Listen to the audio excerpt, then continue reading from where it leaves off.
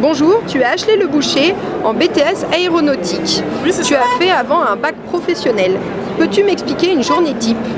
Alors la journée type d'un mécanicien aéronautique, ce sera le matin on arrive, on fait les checklists sur l'aéronef qui est présent dans l'entreprise, ça peut être hélico ou avion. Ensuite, on voit avec le pilote s'il a besoin d'aller voler avec cet hélico ou pas. Dans ce cas-là, on va lui faire le plein, on va vérifier que l'avion n'a aucun souci, qu'il est en état de voler.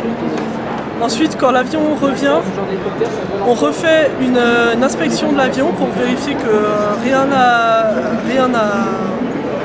n'a dysfonctionné pendant le vol, que le pilote n'a pas eu de problème. Le pilote nous fait son rapport de vol. Il nous explique s'il a trouvé quelque chose de bizarre sur l'avion, comparé au quotidien d'habitude. Ensuite, on peut avoir aussi des tâches de maintenance à faire, c'est-à-dire on peut avoir à démonter une pièce, à en remonter une autre. Dans ce cas-là, on va chercher dans les bureaux techniques, on leur demande la pièce en question. On doit prendre la documentation qui est fournie par le constructeur de l'aéronef. On doit la suivre un par un, c'est décrit tâche par tâche en fait. On la suit à la lettre, on fait la dépose-repose et ensuite on doit tout inscrire dans un dossier. Il y a un dossier par aéronef, ils sont répertoriés et on doit inscrire le numéro de série de la pièce qu'on vient de monter, le numéro de série de la pièce qu'on a démontée pour que ce soit tout tracé, qu'on puisse retrouver ça même dans 15-20 ans. Qu'est-ce qui te plaît dans ton métier? Absolument tout, je dirais, parce que je déteste être assis derrière un bureau et j'avais absolument besoin de toucher les trucs, de me servir de mes mains en fait. Et en étant mécanicien, on passe notre vie à toucher à tout. Ça peut aller aussi bien de l'électricité, du carburant, à n'importe quoi en fait.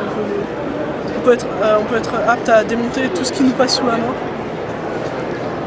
Et donc, comment vis-tu ton métier, sachant que c'est plutôt un travail dit d'homme? Ça m'a jamais dérangé en fin de compte. Et je me dis que ça valait le coup de le faire, même si c'est un travail d'homme, c'est pas parce qu'il y a beaucoup plus d'hommes qu'une femme ne pourra pas le faire. C'est complètement débile de penser à un truc comme ça. Une femme, elle a autant les capacités de le faire qu'un homme. Et c'est pas... Si je devais dire à tous ceux qui hésitent à se lancer, en fait, faut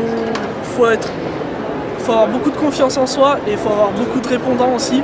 Parce que dès le moment où on va arriver en entreprise, il y en a certains ceux qui sont là depuis 35-40 ans, vont se dire oui, mais elle ne sera pas capable de faire aussi bien qu'un homme.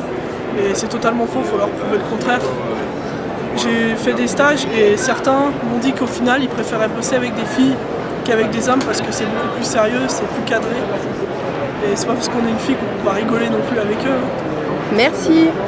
De rien. Le 22e mondial des métiers à Eurexpo du 1er au 4 février. Un salon pour découvrir les métiers d'aujourd'hui, de demain, l'emploi et les formations pour mieux choisir, construire ou reconstruire son parcours professionnel. Pour tout savoir, rendez-vous sur www.mondial-métier.com.